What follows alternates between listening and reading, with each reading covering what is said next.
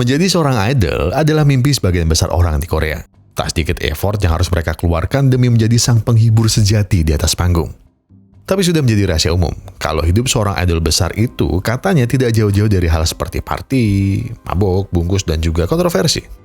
Susah payah usaha mereka membangun image idol yang mereka inginkan harus hancur semalam hanya karena temperamen mereka tidak bisa mereka kontrol.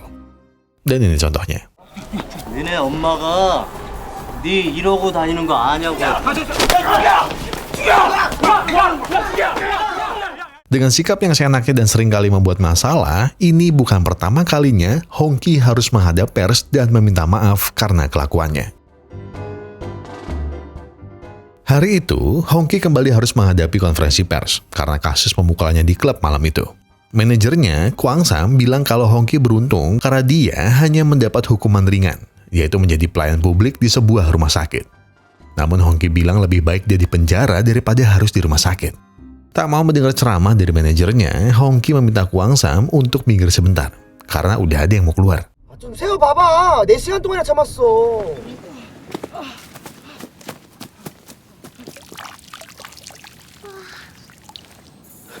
야! 연예인 맞죠? 찍지 말라고! 저 연예인 처음 본단 말이에요. Panik gambar manuknya akan tersebar, Hongki sedikit memaksa si bocil menghapus fotonya. Sampai terjadi sedikit keributan yang membuat si bocil menangis. Seorang wanita pun datang dan bilang, primata macam apa yang membuat anak kecil menangis? Setelah si wanita melihat wajah Hongki, dirinya pun langsung tahu siapa Hongki itu. Dengan wajah mengejek, dia bilang, ternyata sifat asli Hongki tidak jauh dari kasusnya baru-baru ini. Dan setelah itu,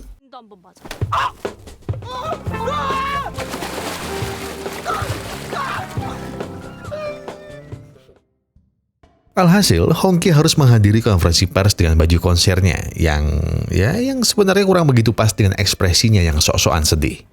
팬들 의견 말씀해주세요. 인터뷰는 이쯤에서 정리하고 간단하게 사진 촬영 진행하겠습니다. 자.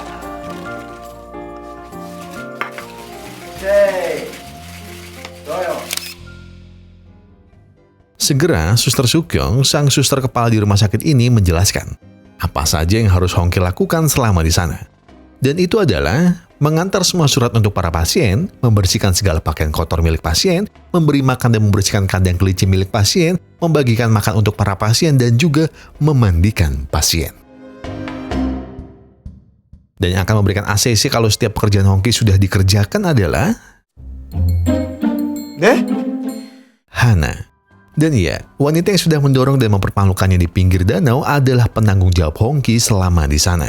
Mau sebanyak apapun yang Hongki lakukan, jika Hana tidak meng-ACC-nya, maka tidak ada cap. Tidak ada cap berarti Hongki tidak bisa secepatnya lepas dari hukuman layanan sosialnya. Namun, rasanya tidak semuanya buruk. Atau mungkin sudah lama sekali Hongki tidak melihat kehidupan yang hangat seperti di sini. Mungkin tidak semewah apartemen miliaran won-nya. Ataupun tidak sehingar-bingar klub malam yang biasa dia sewa untuknya sendiri. Dan ini juga tidak sesempurna yang dia bayangkan.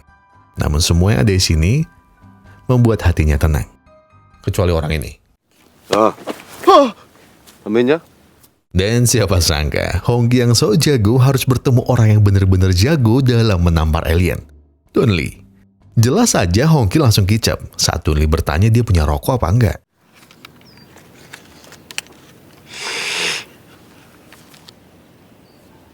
뭐하냐 지금? 백이냐? 아니요. 들어와. Don Lee tanpa basa-basi langsung bilang kalau Hongki wajib memanggilnya bos. Hongki yang tidak menyangka kalau rumah sakit itu juga memelihara beruang, akhirnya iya aja. Daripada dadanya dipukul sampai bunyi bek. Setelah kejadian itu, Hongki segera meminta manajernya untuk segera pulang ke hotel. Karena dirinya sudah capek dan malas berlama-lama di sana. Tapi sang manajer bilang kalau mereka tidak mendapat hotel. Karena hukuman Hongki juga mengharuskan dirinya tinggal di sana.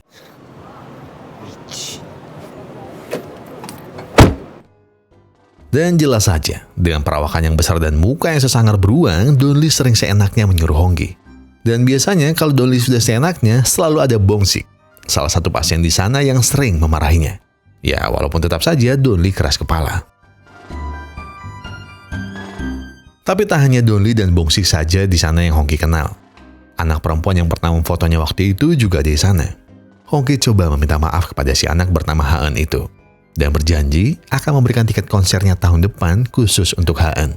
Namun dengan polos, Haen bilang kalau mungkin dia tidak bisa hadir. Dia tidak punya banyak waktu. Hongki bingung mendengarnya. Namun dengan senyum polosnya, Haen bilang kalau tiketnya nanti berikan saja ke anak lain bernama Himchan. Himchan sendiri adalah seorang anak dari salah satu pasien di sana, yaitu ibunya, Simyi, yang mengidap kanker paru-paru dan sedang menjalani pengobatan. Namun ketika Hongki bertanya soal bagaimana pengobatannya, Simyi hanya tersenyum dan bilang kalau Hongki ada waktu, mungkin mereka berdua bisa saling bercerita. Karena di mata Simyi, Hongki seperti menyimpan hal lain. Hongki makin bingung dengan rumah sakit ini. Apa yang mereka obati dari pasien-pasien ini? Kebingungan Hongki berubah menjadi terkejut saat pihak rumah sakit tidak melakukan apa-apa pada seorang nenek yang sedang sekarat. Mereka hanya menemani sang nenek sambil menunggu sang anak yang sedang berusaha secepat mungkin sampai di rumah sakit. Sampai pada akhirnya, sang nenek harus pergi terlebih dahulu.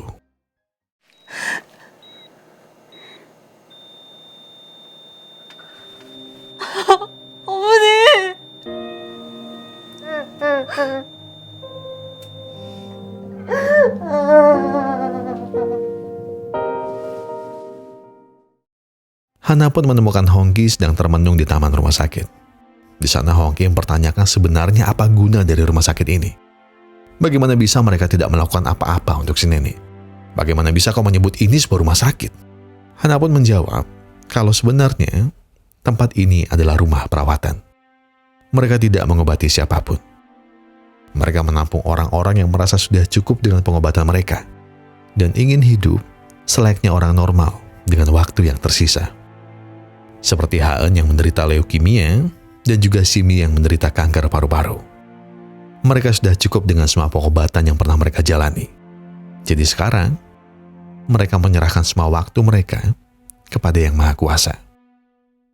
Hongki yang mendengar itu pun muak. Bagaimana bisa ada tempat setega ini? Jadi dia pun memilih pergi, terserah mau apapun hukuman yang akan ditambahkan padanya. Tapi, 어이, 중이 담배 있냐? dan ya, Hongki lagi-lagi tidak berani menolak. Sambil memalak rokoknya, Donli bilang kalau Hongki tidak akan kabur seperti pengecut kan. Melihat wajah Hongki yang ketakutan, tiba-tiba Donli bercerita masa lalunya yang pernah menjadi gangster dan hampir mengubur orang karena hanya tidak memberikannya rokok. Tapi yang ada, Hongki makin takut. Tahu kalau omongannya salah, Donli menunjuk sebuah papan. Papan itu adalah papan tanggal dari orang-orang yang sudah meninggal di sini. Jika kau melihat namaku di sini, berarti kau sudah tahu artinya. Aku sendiri tidak mau meninggal di hari Minggu, karena pasti macet dan kayaknya kalau hari libur nasional rasanya nggak pas. Aku tidak mau kematianku dirayakan orang banyak. Hongki yang mendengar itu merasa omongan Donli tidak baik, karena mau bagaimanapun Donli masih hidup sekarang. Dengan satu helaan nafas, Donli bilang, terkadang orang bisa meminta sesuatu padamu buat terakhir kalinya. Permintaan terakhir. Jadi baik-baiklah dan bantu orang-orang setiap kau bisa. Dan mungkin itu bisa saja aku. Karena tumor otak ini sudah menggerogoti diriku. Jadi selama kau di sini, rokokmu adalah milikku.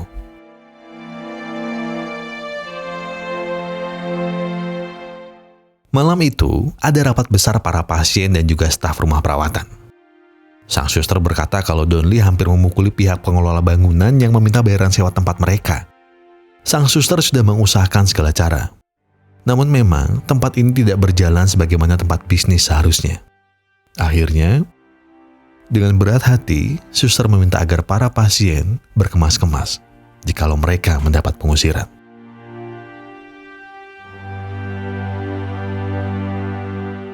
Donli, Bongsik, dan Hana yang bingung sebenarnya sudah mencari cara untuk mendapatkan sumbangan. Salah satunya adalah hadir di sebuah reality show untuk menceritakan kisah mereka. Namun Donli dan Hana tidak setuju jika mereka harus dikasihani. Bongsik pun akhirnya punya cara terakhir, yaitu memanfaatkan band rumah sakit. Bongsik di gitar, Haan di keyboard, Hana di bass serta vokal, dan juga Donli di drum. Mereka berempat biasanya ngamen untuk acara mingguan di rumah sakit, ataupun kadang juga di kafe-kafe sebagai band pengisi. Bongsik berencana mengikutkan band mereka ke acara Super Band, sebuah acara pencarian bakat khusus untuk anak band. Mereka tidak perlu mengincar dikontrak oleh label besar. Cukup masuk final tanpa harus menang saja, mereka bisa mendapat hampir 100 juta won, atau sekitar 1 miliar rupiah lebih. Jelas, uang segitu sangat cukup untuk membantu tempat ini untuk bisa bertahan lebih lama. Namun Donli mengingatkan kalau mereka ini cuma ngamen, dan band itu dibuat juga sebagai band cover. Sedangkan syarat utama mereka bisa ikut adalah dengan lagu buatan sendiri. Dan dari mereka berempat, tidak ada satupun yang pernah menulis lagu. Tapi, ada satu orang yang mungkin bisa mereka mintai tolong untuk hal itu.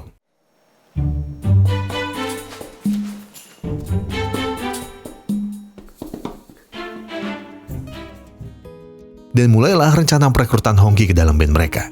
Jika mereka ingin Hongki masuk ke band mereka, pertama, mereka harus membuat Hongki tertarik dengan cara yang menyenangkan.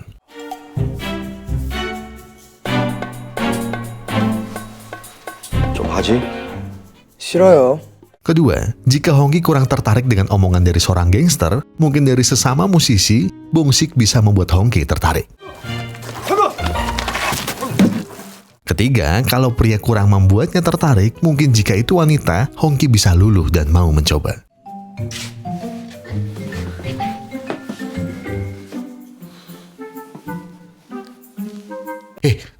Ngawur peluit meneh, kartu abang, goblok. Setelah segala cara tak berhasil, akhirnya Hana sendirilah yang membujuknya.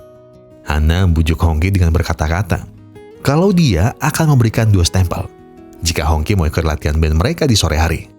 Disangka Hongki tertarik, yang ada Hongki malah bilang kalau masalah rumah sakit ini bukan masalahnya. Lagian, kalaupun Hongki bisa keluar lebih cepat, hal itu malah membuat namanya buruk. Aku sendiri sudah terbiasa bersih-bersih di sini. Apapun tawaranmu, itu tidak akan membuatku tertarik. Mendengar itu, Hana pun tidak terima. Kalau Hongki tidak mau mendapat cap double, mungkin pekerjaan double bisa Hongki rasakan. 여기요. 장가물들은 이쪽으로 곤란해주세요.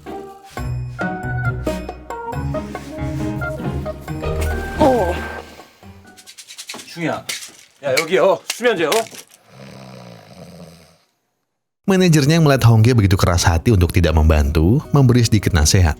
Kalau memang Hongki takut membantu karena takut membuat kesalahan dan keributan lagi, mungkin jika dia tutup mulut, tidak bakal ada yang tahu. Masyarakat, pers, bahkan produsernya sendiri. Selama tidak ada info yang keluar, berarti kau bisa melakukan apa saja. Dan malamnya, Hongki membuka kotak yang berisi lagu-lagu yang pernah dia tulis asal-asalan. Rasanya tinggal mengganti lirik sedikit saja dan mengaransemennya ulang.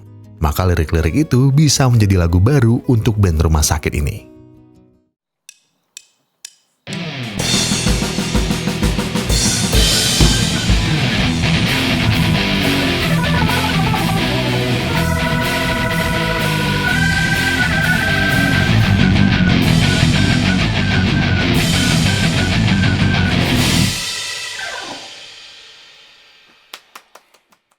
Tapi lirik bukan masalah. Justru keahlian mereka dalam bermain yang harus diuji. Hana hanya tahu kunci dasar. Haan tidak terbiasa bermain cepat. Bongki cuma deonan les-lesan purwacaraka. Sedangkan Donli cuma gangster yang senang ngamen dan menabuh drum meleknya memukul orang. Jika mereka serius untuk mengikuti Super Band, maka mereka harus berusaha lebih keras. Dan dia akan menjaminnya.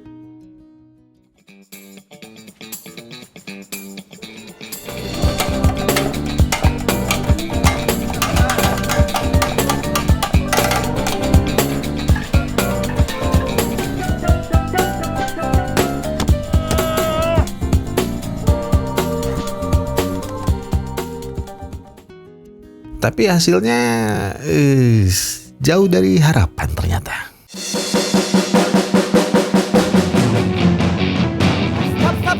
Stop. Tumo. Dan ya jelas saja mereka hanya terbiasa ngamen dari rumah sakit ke rumah sakit dan dari kafe ke kafe. Band ini juga tidak pernah menghadapi tekanan sebesar ini. Donli merasa ini tidak mungkin. Mereka cuma sekumpulan orang-orang tidak berguna. Kata-kata Donli itu menjadi sebuah keributan. Donli juga memarahi Hongki yang sok tahu dan mengatur.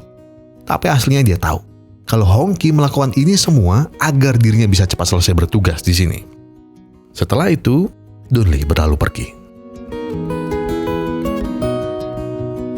Tapi saat pergi dari tempat latihan, dia mendengar sang suster yang sedang mohon kepada salah satu instansi untuk bisa membantu pembayaran mereka. Dia tidak tega kalau orang-orang di sini kembali tidak punya tempat di luar sana. Sang suster memohon dan memohon. Dia sangat menyayangi orang-orang di sini.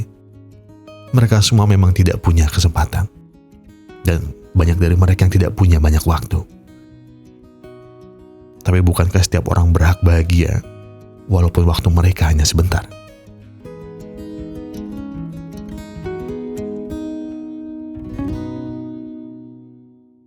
Malamnya, Bongsik mengajak Hongki mengobrol untuk meminta maaf.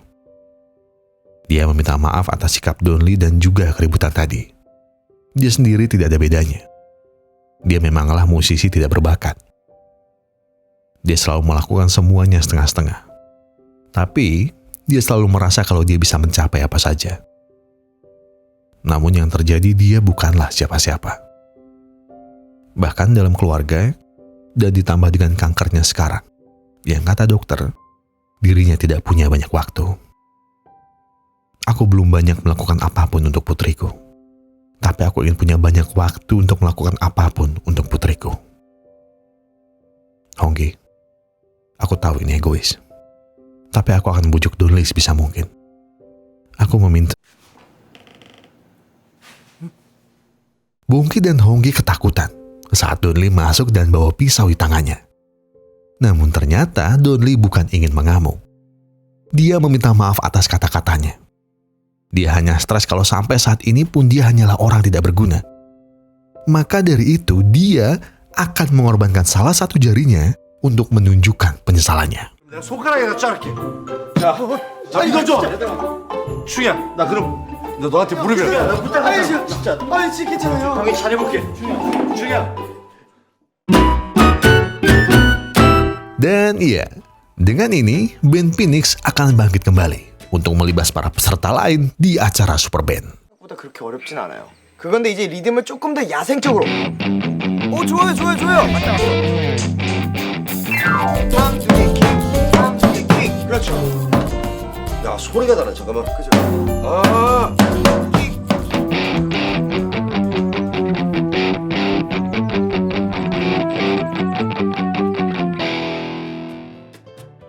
Sore itu, Hana dan Hongki baru saja pulang dari menyetem bass milik Hana. Hongki mengobrol kalau ada baiknya mereka membuat lagu sendiri yang lebih cocok dengan mereka dan Hongki akan membantu mengaransemennya. Tapi belum selesai obrolan mereka, Hongki mulai dikerubungi oleh banyak-banyak gadis SMA yang ingin berfoto dan meminta tanda tangan. Hongki segera mengajak Hana kabur. Namun hal tak terduga tiba-tiba terjadi.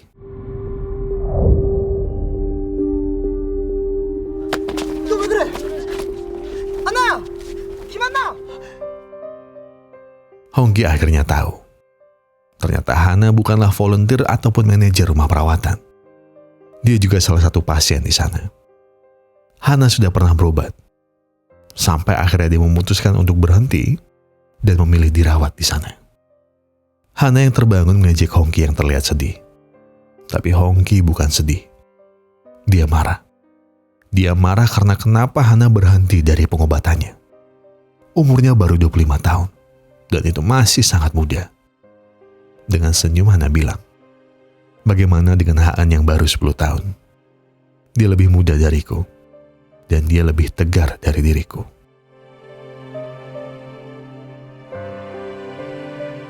Saat pulang pun, Hongki masih bertanya-tanya. Kenapa Hana menghentikan pengobatannya 3 tahun lalu? Hana tak menjawab pertanyaan itu. Dia hanya bilang kalau dia takut akan kematian. Tapi itu satu-satunya ketakutan yang membuatnya terus hidup. Setelah itu dia berlalu pergi.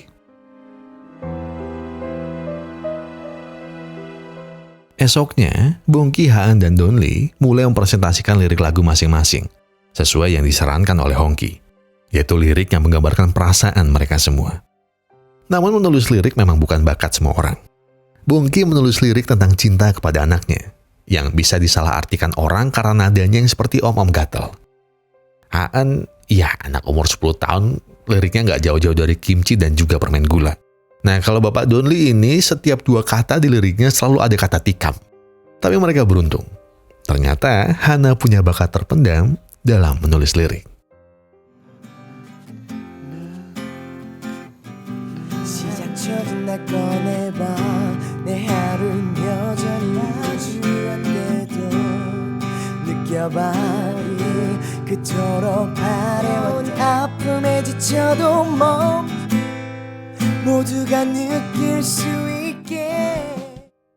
Dan setelahnya, latihan intens mereka berbuah manis. Mereka semakin kompak dan semakin menikmati permainan mereka. Sore itu, Hongki baru saja selesai bercerita tentang ibunya kepada Simi. Namun tiba-tiba, Simi merasakan sakit di dada yang amat sangat. Dengan panik, Hongki memanggil suster untuk minta tolong. Tapi di tengah sakitnya itu, Simi masih dengan nada merintih meminta anaknya pergi. Dia bilang mungkin saja bunga dari taman bisa membuatnya lebih baik. Yang jelas, itu adalah sebuah kebohongan. Hongki pun menghampiri Himchan yang sedang memetik bunga. Tahu kalau ibunya hanya tidak ingin terlihat sedang sakit, Himchan meminta sesuatu pada Hongki.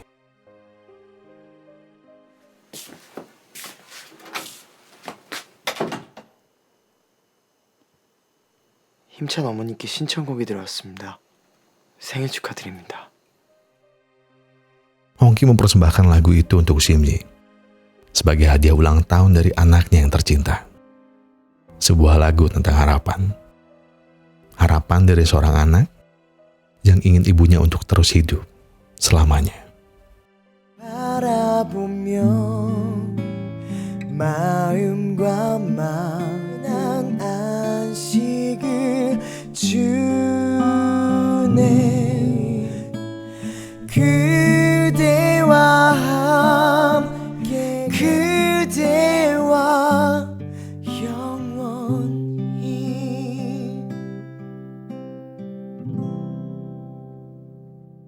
Malamnya, Hongki menelpon sang ayah. Entah sudah berapa lama Hongki tidak menelpon ayahnya. Tentu sang ayah senang mendengar anaknya bertanya kabar tentang dirinya.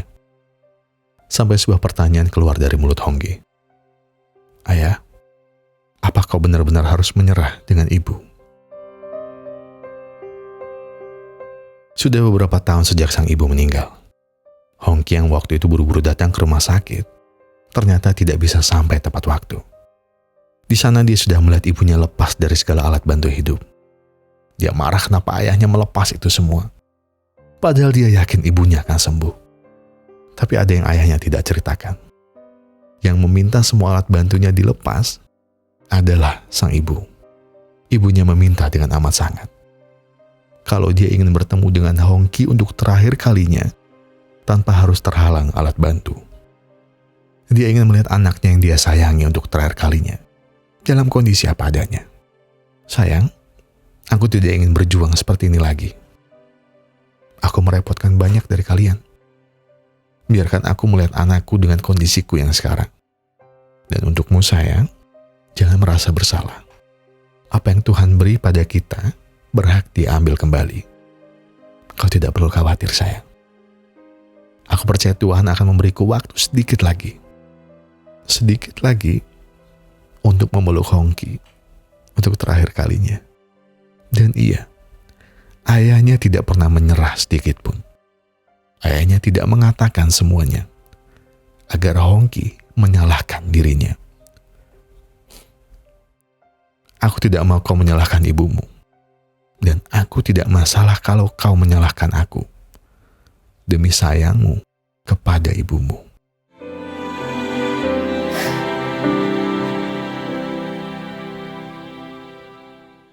Besok malamnya, para staf dan pasien membuat perayaan kecil-kecilan untuk keberangkatan band mereka ke acara super band. Semua bersukacita dan mendoakan yang terbaik untuk mereka. Namun Donli tiba-tiba menyingkir ke kamar mandi. Dengan tubuh gontai dan darah yang terus mengalir dari hidungnya, Donli terus bertahan sambil berdiri dan bilang, "Tuhan, jangan hari ini. Jangan hari ini. Masih belum, Tuhan. Berikan aku waktu sedikit lagi."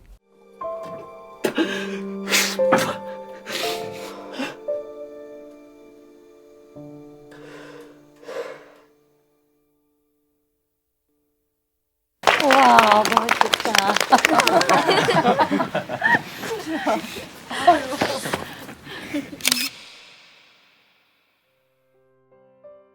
Hari itu, berangkatlah band Phoenix menuju audisi.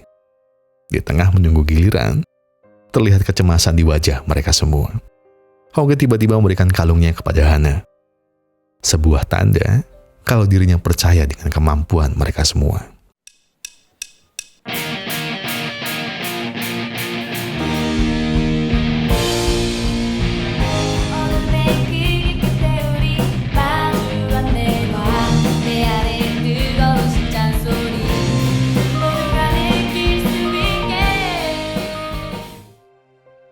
Semua berjalan lancar. Sampai tiba-tiba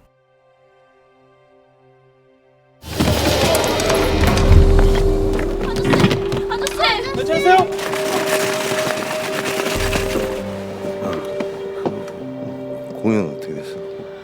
주희한테 면목 없어서 어떡하지?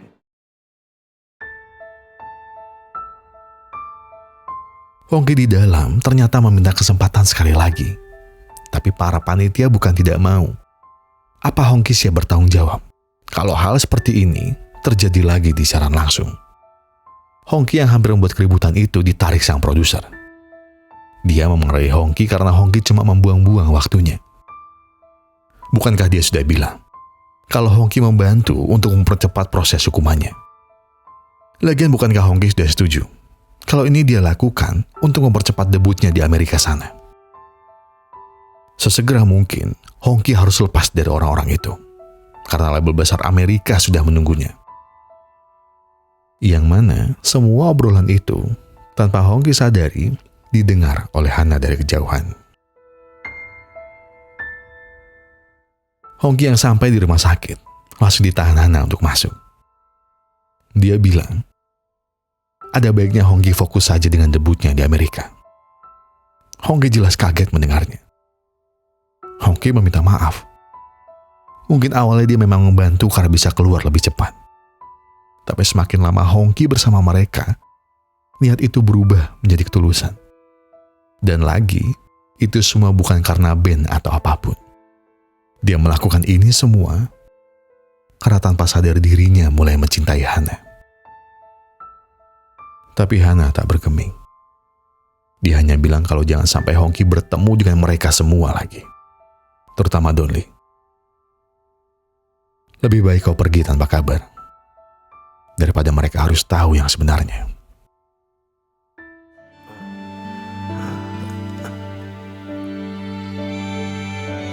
자야, 싫어. 먹어야 된다고.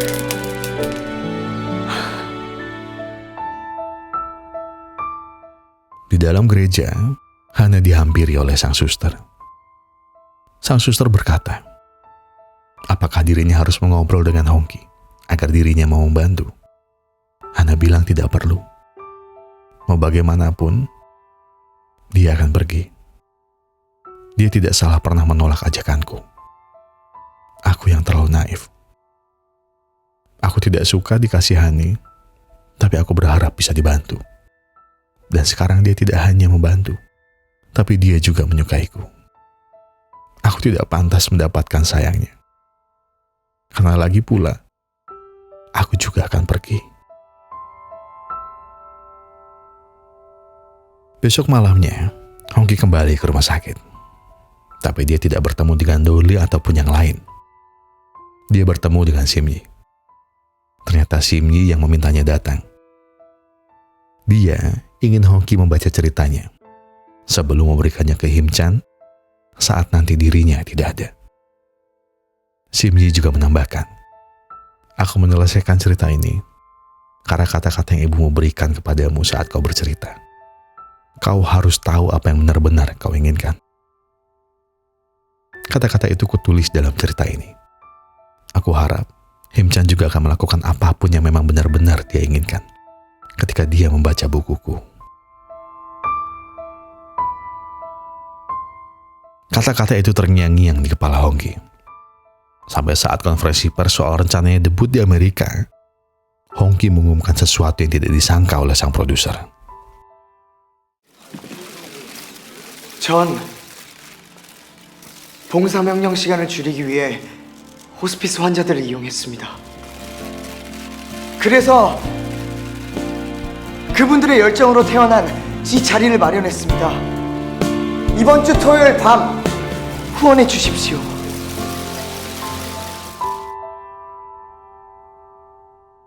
Kabar ini membuat seluruh staf dan pasien di rumah sakit kaget sekaligus senang, terutama Hana dan juga anggota band lainnya. Dan kejutan, Hongki pun datang hari itu. Hongki menjenguk Dunli yang sudah lemah tapi tetap dengan keras kepalanya. Setelah itu Dunli meminta rokok kepada Hongki. Dia tidak membakarnya. Dia mengambil dan setelah itu menghisapnya. Setelahnya dia menyerahkan stick drumnya kepada Hongki. Dengan genggaman erat, Dunli berkata terima kasih. Sore itu ditemani sang suster, Dunli mengucapkan terima kasih karena sang suster sudah memberinya kesempatan untuk bisa tinggal di sini. Dan bahkan Tuhan pun mau mengabulkan doa dari orang sepertinya. Suster menggenggam erat tangan Dunli. Dunli bilang dirinya menyesal pernah menjadi orang jahat. Jikalau waktunya bisa diulang, dia ingin menjadi orang yang baik. Dia mau bertemu Hongki dan lainnya di saat yang berbeda. Dengan air mata yang terus berlinang di pipinya, Dunli menghembuskan nafas terakhirnya.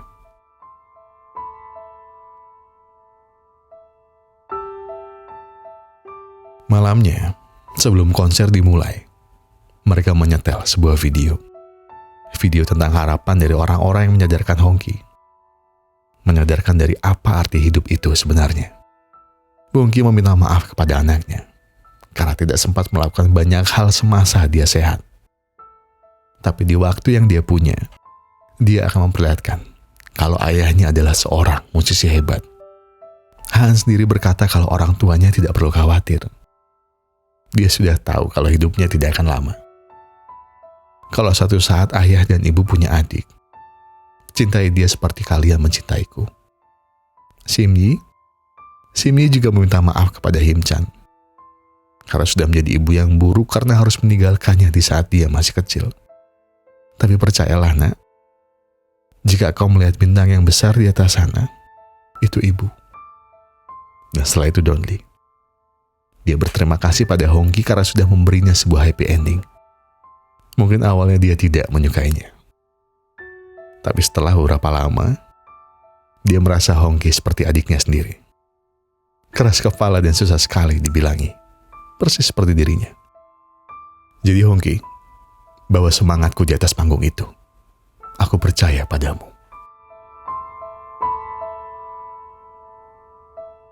Dan yang terakhir, Hana. Di sana Hana bercerita tentang alasannya berhenti berobat. 3 tahun lalu, semenjak orang tuanya meninggal karena kecelakaan, dia tidak lagi menemukan arti hidup. Sampai akhirnya dia membiarkan sakitnya sampai separah sekarang. Setelah itu dia meminta maaf pada Hongki.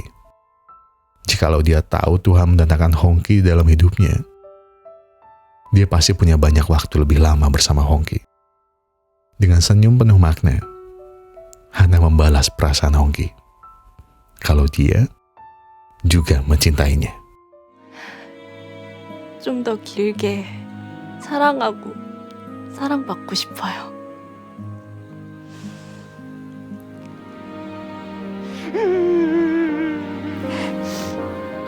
엄마 사랑해.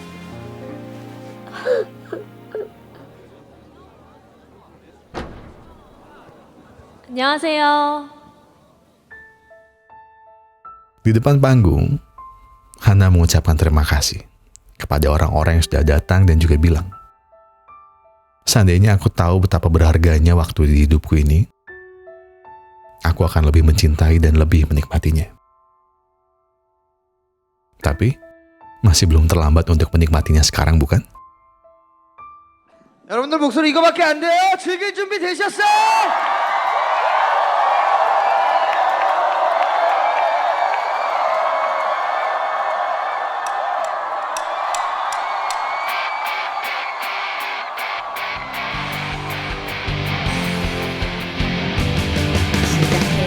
내 안에 감춰진 날 꺼내봐 느껴봐 내 안에 뜨거운 심장소 멈춰서지 마 위가로쳐 날아올라 아름다운 농이 선한 행복한 가슴 속에 간직해줘 여러분 즐길 준비 됐어요? 간직해줘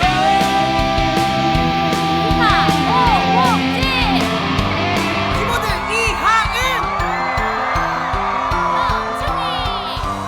그리고 하늘에서 보고 있는 양무석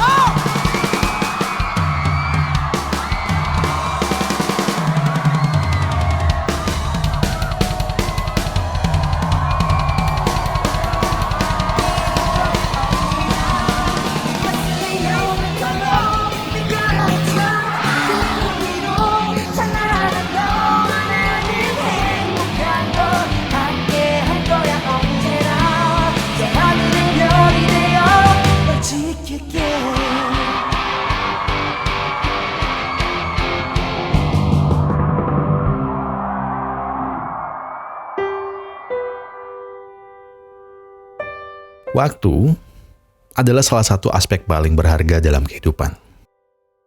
Karena tidak bisa diputar balik. Sayangnya tak semua orang bisa menggunakan waktu luangnya dengan tepat. Menyadari betapa berharganya waktu juga akan lebih membuka mata hati kita dalam memaknai hidup. Apalagi jika itu berhubungan dengan orang yang terkasih. Orang tua, anak, pacar, istri, teman, hampir semuanya. Kita selalu bilang, aku tidak punya banyak waktu. Kita selalu bilang, aku tidak punya waktu banyak. Ketika itu menyangkut meluangkan waktu untuk orang-orang yang kita anggap terkasih. Selalu ada prioritas lain ketika sudah menyangkut soal waktu. Tidak salah dan tidak juga sepenuhnya benar. Tapi kalau saya boleh mengingatkan, waktu adalah gratis, namun tidak ternilai. Kamu tidak bisa memiliki waktu, namun kamu bisa menggunakannya. Kamu tidak bisa menyimpannya, namun kamu bisa menghabiskannya. Sekali kamu kehilangan waktu, kamu tidak akan pernah bisa mengembalikannya. Dan kabar buruknya, waktu terus terbang dan berlalu. Tapi kabar baiknya, kamu adalah pilotnya. Saya Gogon dan segenap tim Pusar Epic Glory mengucapkan terima kasih. Terima kasih sudah menonton video ini sampai habis. Terima kasih sudah memberikan komentar. Terima kasih sudah memberikan like. Terima kasih sudah mensubscribe. Dan juga terima kasih buat yang sudah memencet tombol thanks-nya. Terima kasih, dan terima kasih. Karena apapun yang kalian lakukan untuk channel ini, itu sudah bantu channel ini untuk berkembang ke arah yang lebih baik. Dan saya tidak punya banyak kata-kata, tapi ngomongin soal waktu yang bisa kembali, saya pengen curhat banyak, tapi kayaknya nggak di sini. Nanti adalah. Ya itulah saya mau ngingetin, maksudnya kalian jangan mikir kemarin, jangan mikir besok, pikir hari ini. Lek Bagong tuh pernah ngomong begini. Dalam 1 tahun, ada 2 hari yang paling tidak berharga. Yaitu kemarin dan besok. Jadi pakai waktumu baik-baik. Tapi ya, udahlah, kita tutup video ini dengan saya mengingatkan kembali, kalau kalian lagi ada masalah dan itu berat banget, aja yang tenang. Duduk ya kan? Duduk, gak ada yang suruh buru-buru. Tarik nafas, buang, tenggak kopinya, ambil koreknya dan sebatin aja dulu.